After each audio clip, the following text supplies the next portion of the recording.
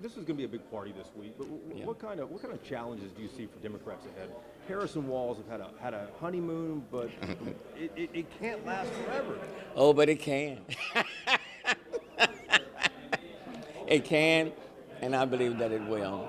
Look, they're talking about issues that matter to the moms and dads, people who are raising their families. They're speaking directly to them. They're not trying to beat down anybody. They're not being negative and calling people names. They're not doing that. And quite frankly, Americans are just tired of that.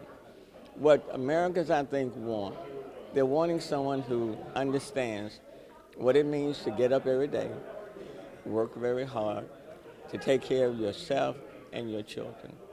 They want to make sure that their kids get a good quality education.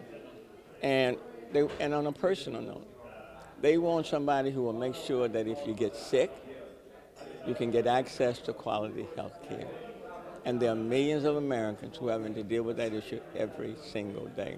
They don't want the American Care Act cut off, like Republicans have been trying to do under the previous Trump administration. They want housing, and they want to be able to afford housing and pay the mortgage.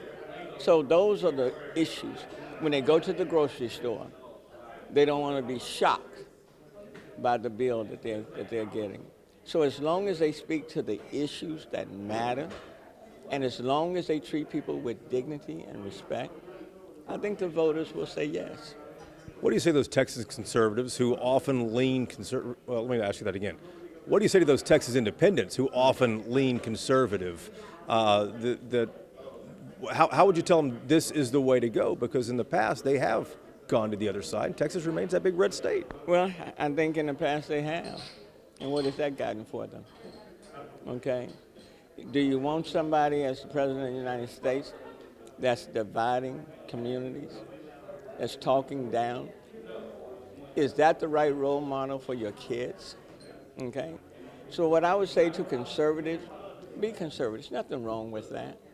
In part, in many areas, I'm conservative. Okay? When it comes to education, when it comes to making sure your communities are safe, when it comes to jobs and economic opportunities, there's nothing wrong with that. That's good. But there comes a time that you can be conservative and you can be extreme.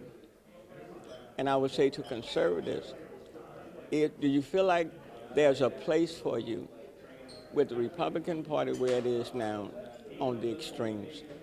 So if you want to be conservative, sometimes like the stock market, you have to recalibrate, okay?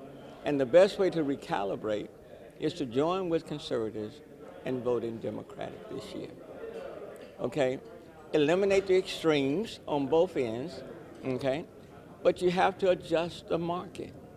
And right now, for conservatives that I've talked to, that I've worked with, they are saying that where the Republican Party is now, it's not a home for them. And what I'm saying with the Democratic Party, the tent is big, there's a place for you, and make sure that you are standing with that party, so to speak, that aligns with your values. And there are many conservatives who don't like what they see right now with the Republican Party. Two last questions for you. The first one I ask you about, in your lifetime of service between the state legislature, city hall, et cetera, what more do you want to do in Congress that you haven't already done in Texas? Well, the work is never done. You know, there's still kids need education. There's too much student debt. People are graduating from college and they're not even able to start their lives. Housing. You've got people who are working every day but still can't afford the mortgage. So affordable housing is very important. You have communities that are still underserved and under-resourced. Economic opportunities, very important. And you want a country that still values a democracy, and that's important. And so the work is never done. It's not mission accomplished, and it's not about a title. I have plenty of that. I'm not seeking a title. But I would tell you what someone told me. He said, Sylvester, live your purpose, tell your story, and do the work that you believe needs to be done. So as long as you can, you do. And as long as you can make a difference, you do. And at the end of the day, live a life of no regrets. Don't say, I wish I had been a part, that I participated in this presidential election, and you didn't do everything you could have done. And don't say you retired when you still had a lot to give. And as an older lady said to me, when I stepped away from the Texas legislature, what she said to me, son, you may step away from the legislature, but don't you stop moving your car until the gas tank is empty. And as long as there's gas in the gas tank, drive your car to the next destination. Don't waste it. I never forgot that. Mayor, you sound a lot more reflective than I've heard you in the past. Well, I think with age and life experiences, I think you recognize things that are important, okay? And it is important. Life is not promised, but you don't live a life of regrets. And take your life experiences and help shape the policy that matters to people in their moments of need. And right now, people are looking for policymakers who will speak and work directly for them, not for the title. I've got plenty of that. But I also recognize that there are millions of Americans who need quality health care. There are millions of Americans who want to be able to afford their homes. There are too many people who are homeless on the streets. And our kids need to have role models that put forth values that will take them from point A to point B, where people recognize I don't have to tear you down in order to build myself up, that my work and my service speak for me. So that's what I bring. And so I'm excited about the Harris Walsh ticket.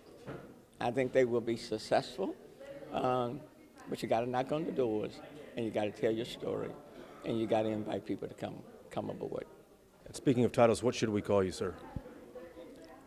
Sylvester will do. Look, for me, it is not about the title. It really is not. It's about making sure that the kids in the community in which I was born and raised know you don't have to come from a family of means to do well. It's about making sure, for example, that we do build a bridge for younger Americans to cross over, and that the bridge is stable enough that can help carry them over.